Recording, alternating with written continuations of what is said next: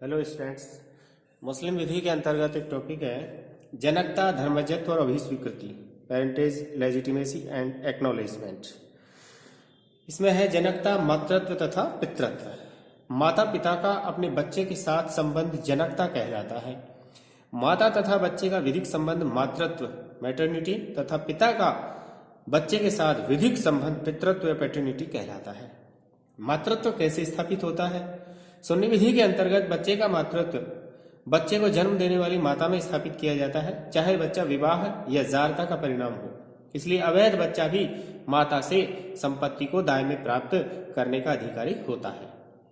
शिया विधि के अंतर्गत जब तक बच्चे का जन्म वैध विवाह का परिणाम नहीं है, उसका मातृत्व माता में स्थापित नहीं किया जा सकता।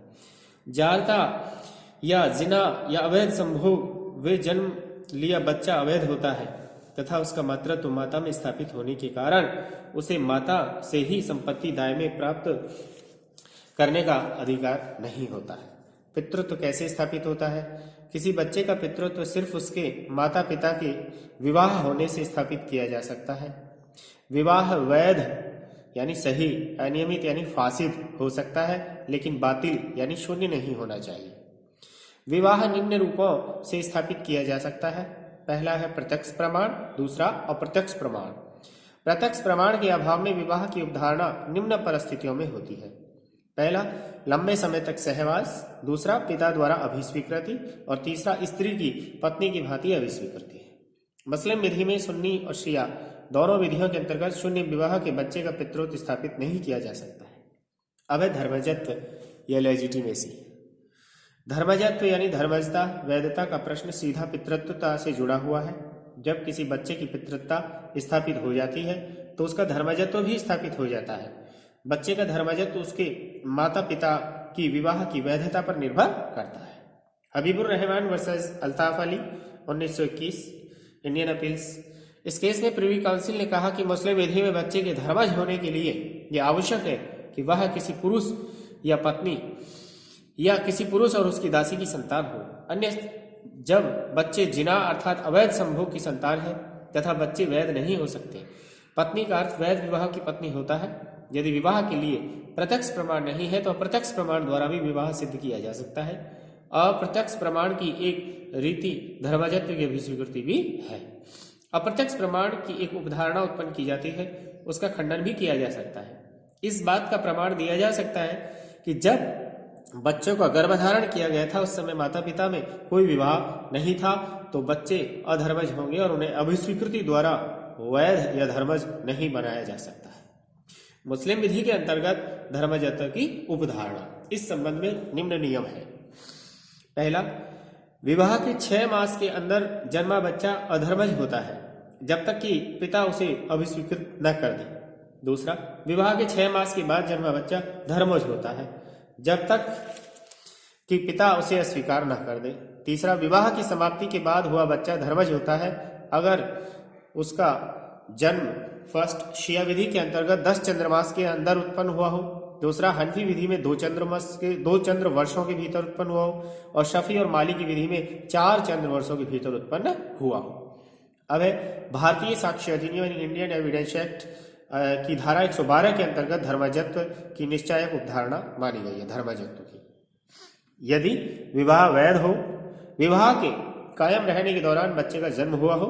तीसरा, विवाह विच्छेद यदि हो भी गया है तो उससे 280 दिन के अंदर बच्चे ने जन्म लिया हो, बशर्ते कि माता ने पुनर्विवाह न किया हो। इस उपधारणा का खंडन किया जा सकता है ये साबित करके कि उस पुरुष तथा स्त्री के बीच पहुंच व अवसर विद्यमान नहीं था कि बच्चे का गर्भाधान किया जा सके। अब है भारतीय साक्ष्य अधिनियम शुद्ध मुस्लिम विधि के नियम अध्यारोही होंगे, यानी भारतीय साक्ष्य अधिनियम मुस्लिम विधि पर प्राथमिकता रखेगी या नहीं। क्या भारतीय साक्ष्य अधिनियम की धारा 112 मुस्लिम विधि को अधिक्रमित कर देती है? इस संबंध में मतभेद है, परंतु प्रामाणिकता का संतुलन साक्ष्य अधिनियम के पक्ष में है।